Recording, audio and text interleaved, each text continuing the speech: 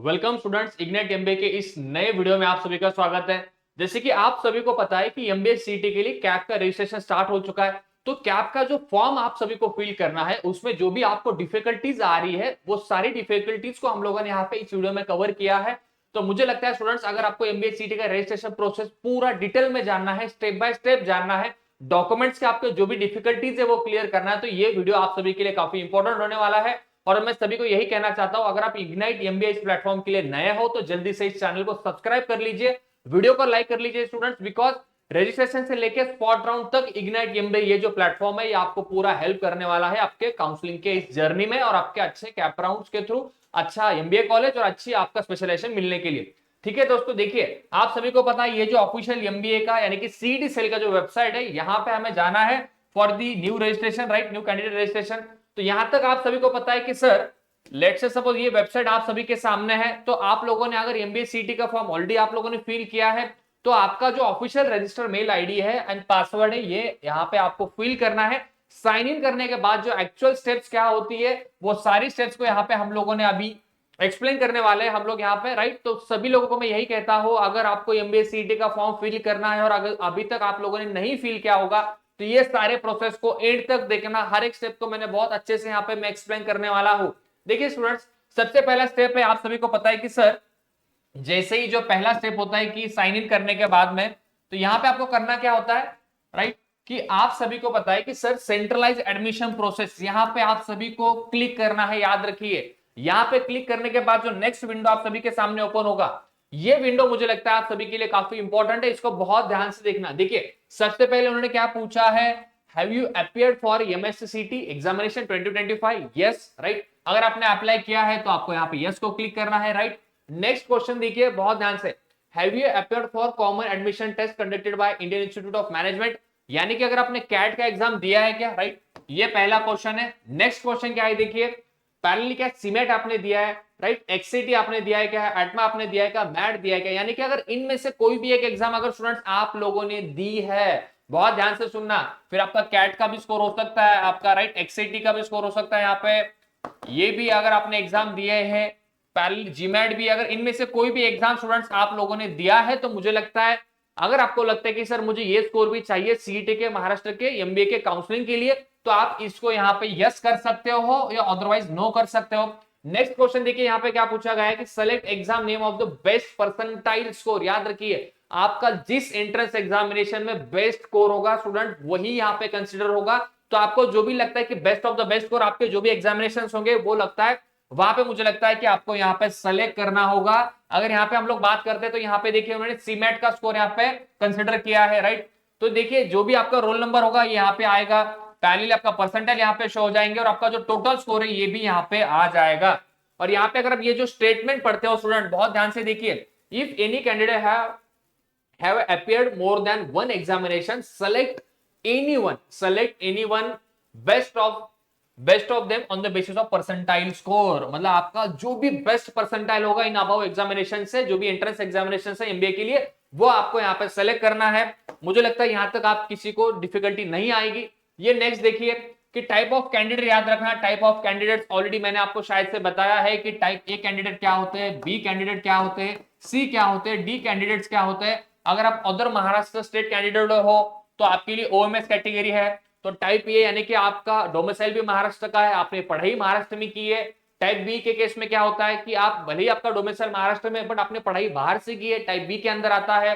Type सी candidate ऐसे candidates होते हैं जिनके पेरेंट्स गवर्नमेंट सर्विस में होते हैं, जिनको गवर्नमेंट सर्विस के थ्रू उनका महाराष्ट्र में ट्रांसफर हुआ है, वो टाइप सी के केस में आते हैं। तो ये जो डिफरेंट डिफरेंट कैटेगरीज है यहाँ पे आपका कैंडिडेचर टाइप, ये भी आप सभी को लगता है सेलेक्ट करना चाहिए। अगर यहाँ पे लेट्स से सपोज हम लोगों ने एग्जांपल लिया है टाइप ए का, तो यहाँ पे जो भी आपके बेसिक डिटेल्स है देखिए, आपका district, then select district from which candidate has passed and appearing for graduation, मतलब ग्रेजुएशन को जो डिटेल्स है यहाँ पे आप सभी को फिल करना है।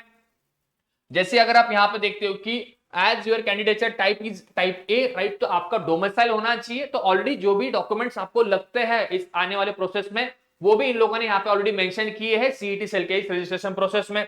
तो नेक्स्ट अगर हम लोग आगे बढ़ते हैं, मुझे लगता है ये सारी चीजें बेसिक है बट जो इंपॉर्टेंट पार्ट है वो आगे आने वाला है।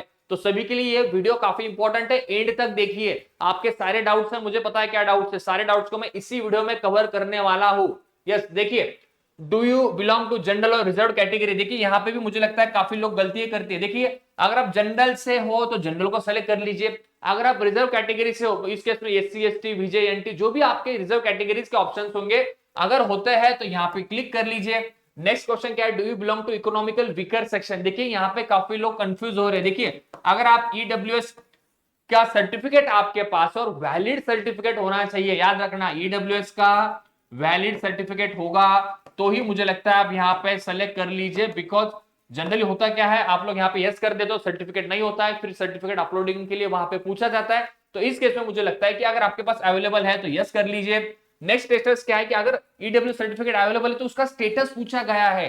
स्टेटस यानी कि आपके पास अवेलेबल है, अगर आपको आपने अप्लाई किया है बट नॉट अवेलेबल, तीसरा है कि नॉट अवेलेबल। तो तीन स्टेटस है, तीन क्वेश्चंस यहाँ पे पूछे जाते हैं। अगर आप ड्रॉप डाउन मेनू में जाओगे तो ड्रॉप डाउन मेनू में यहाँ पे जो है तीन क्वेश्चंस आपके लिए पूछे जाते हैं। नेक्स्ट जो यहाँ पे पूछा जाता है कि आपका जो कैटेगरी है, तो कैटेगरी आप यहाँ पे मेंशन कीजिए, जो भी आपकी कैटेगरीज होगी स्टूडेंट्स यहाँ पे मेंशन कीजिए। आपका जो कास्ट है, कास्ट का नाम यहाँ पे आपको मेंशन करना है। और पैरेलली जो इंपॉर्टेंट क्वेश्चन, देखिए, क्या आपके पास कास्ट वैलिडिटी सर्टिफिकेट है या नहीं है, ये भी आपको यहाँ पे इस ड्रॉप डाउन मेनू में यस और नो जो भी आपका स्टेटस है यहाँ पे मेंशन करना है।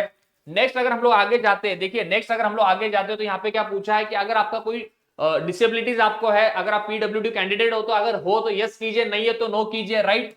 नेक्स्ट हम देखते हैं, अगर आपके पास होगा तो आपके पास वो सर्टिफिकेट होना चाहिए। और यहाँ पे देखिए कि मिनिमम 40% होना चाहिए आपका डिसेबिलिटी का जो क्राइटेरिया होता है, ये भी इन लोगों ने यहाँ पे मेंशन किया है। अगर आपके पास होगा तो आपको जो अवेलेबल फॉर्मेट है वो यहाँ पे आपको इस फॉर्मेट में आपका सर्टिफिकेट अपलोड करना है। अगर हम लोग और नेक्स्ट आगे बढ़ते हैं, देखिए इस केस में इन्होंने इंपॉर्टेंट इंस्ट्रक्शन, यानी कि जैसे आप पर्सनल डिटेल्स फिल करते हो, कैटेगरी के डिटेल्स फिल करते हो, देन आपके डिसेबिलिटी के जो भी डिटेल्स से फिल करने के बाद जो इंपॉर्टेंट स्टेप होता है आपके लिए, आपके एकेडमिक डिटेल्स, यानी कि आपका 10th और 12th का यहाँ पे जो बेसिक स्कोर है, एग्रीगेट है, ये यहाँ पे लिया जाता है। देखिए एसएससी एग्रीगेट और मार्क्स में कंफ्यूज मत होना। देखिए एग्रीगेट में क्या होता है स्टूडेंट्स की, लेट्स से सपोज आपको 500 मार्क्स मिले हैं, let's say suppose out of 600 आपको मार्क्स मिले, तो जो भी आपके परसेंटाइल होंगे, याद रखना ये यहाँ पे आपको मेंशन करना in the form of percentage. और ये ऑटोमेटिकली आते हैं, यहाँ पे आपको कुछ नहीं करना, ये ऑटो यहाँ पे लिए जाते हैं ऑन द बेसिस ऑफ ये डेटा। तो इसमें आपको कुछ नहीं करना है, बस ये मार्क्स ऑब्टेन और आउट ऑफ टोटल यहाँ पे मेंशन कीजिए। सिमिलरली एसएससी के मैथ्स का स्कोर है, साइंस का, इंग्लिश का और 12th का भी यहाँ पे पूछा गया है जो भी आपका स्कोर है, राइट। नेक्स्ट हम लोग आगे बढ़ते हैं। देखिए नेक्स्ट जैसे हम लोग आगे जाते हैं तो यहाँ पे जो भी आपका ग्रेजुएशन स्ट्रीम हुआ है, लेट्स से सपोज आपका साइंस में हुआ है, राइट, आपका आर्ट्स में हुआ है, जो भी आपका ग्रेजुएशन का होगा, मतलब लेट्स से सपोज आपका इंजीनियरिंग हो सकता है जनरली उस केस में, तो जो भी आपके ग्रेजुएशन के स्ट्रीम्स होंगे, मुझे लगता है आप सभी लोगों ने यहाँ पे मेंशन करना चाहिए। तो ये जो ड्रॉप डाउन मेनू है, इसको सेलेक्ट करोगे तो जो भी आपके ग्रेजुएशन के आप सभी के जो स्ट्रीम होंगे वहां पे शो होंगे, वहां पे सेलेक्ट कीजिए। सेलेक्ट करने के बाद जो यूनिवर्सिटी है वहां पे आ जाता है। देन प्लेस ऑफ पासिंग और अपीयरिंग ग्रेजुएशन, जहां से आप लोगों ने ग्रेजुएशन कंप्लीट किया वो सेलेक्ट कर लीजिए। ग्रेजुएशन का टाइप है, ग्रेजुएशन का पासिंग ईयर है, पैरेलली ग्रेजुएशन का स्टेटस भी काफी इंपॉर्टेंट है। अगर आप फाइनल ईयर के स्टूडेंट्स हो और आप अपीयरिंग हो तो यहाँ पे ये कर लीजिए। अगर आप पास हो तो आपका जो ग्रेजुएशन का सर्टिफिकेट होता है वो आपको यहाँ पे अपलोड करना होगा, राइट।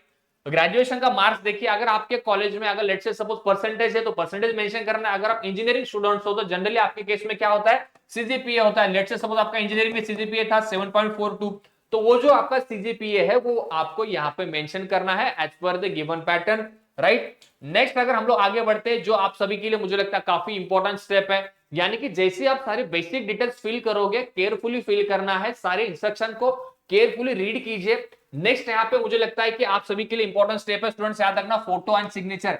यहाँ पे बहुत गलतियां हो रही है जहां तक मुझे पता है। देखिए फोटो में याद रखना, आपको जो इन्होंने डायमेंशंस कहा है, देखिए डायमेंशंस क्या होना चाहिए ये देख लीजिए। और फाइल का जो साइज है देखिए 50 KB से ऊपर ना हो और 100 DPI होना चाहिए। अगर आपको मैं सिंपल भाषा में समझाऊं तो देखिए 50 KB से नीचे आपका फोटो का फाइल होना चाहिए, राइट। अगर हम लोग यहाँ पे बात करते हैं फॉर द फोटोग्राफ पर्पज, और फॉर्मेट देखिए जेपीजी रहेगा तो बेटर रहेगा आपके लिए अगर आपको वहां पे अपलोड करना है तो, राइट।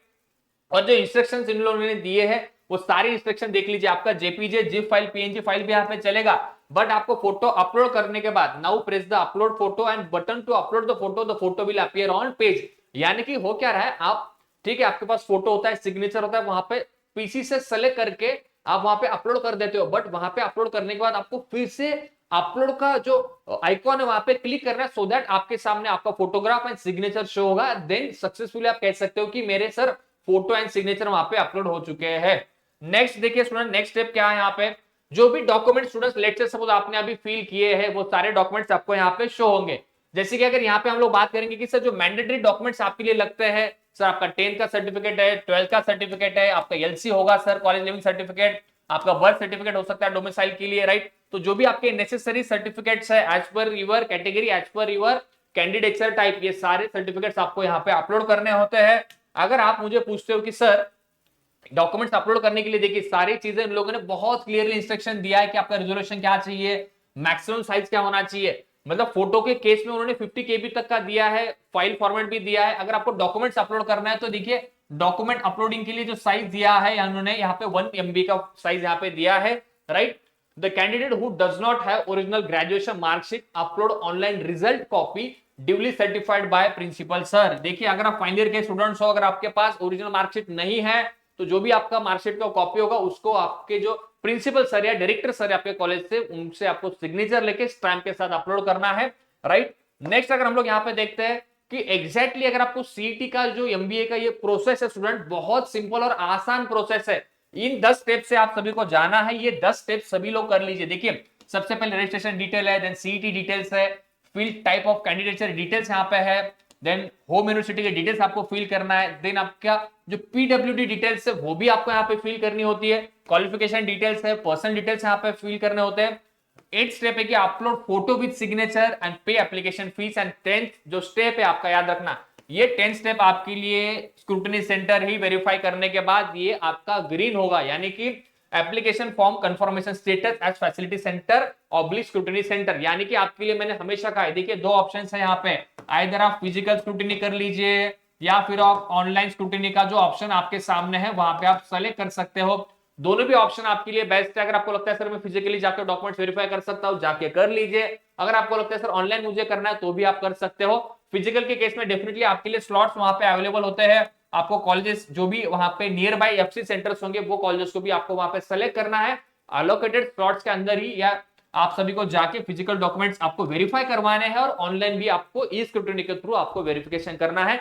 जैसे वेरिफिकेशन कंप्लीट होगा आपका स्टेटस यहाँ पे वेरीफाइड करके आएगा और आपका सारे स्टेप्स क्लियर होने के बाद आप as a student, as a candidate आप डेफिनेटली कैप राउंड्स के लिए, नेक्स्ट प्रोसीजर्स के लिए एलिजिबल रहोगे आने वाली एमबीए सीट के कैप राउंड्स के लिए। और इन दिन जैसे आप सभी लोग फॉर्म फिल करते हो, फॉर्म फिल करने के बाद सभी लोग याद रखना प्रिंटेड एप्लीकेशन फॉर्म ये आप सभी को डाउनलोड करना है, इसको मत भूलना। ये प्रिंटेड एप्लीकेशन फॉर्म आपको लगेगा।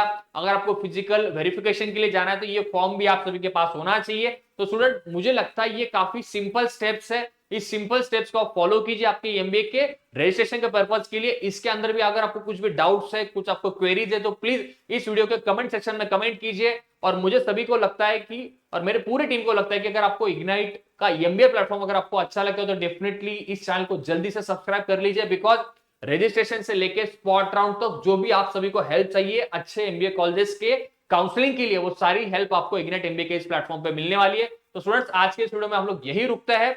नेक्स्ट वीडियो में हम लोग बात करेंगे ईडब्ल्यूएस वर्सेस टीएफडब्ल्यूएस और हम लोग बात करेंगे डिटेल में डॉक्यूमेंट्स के लिए। Thank you students.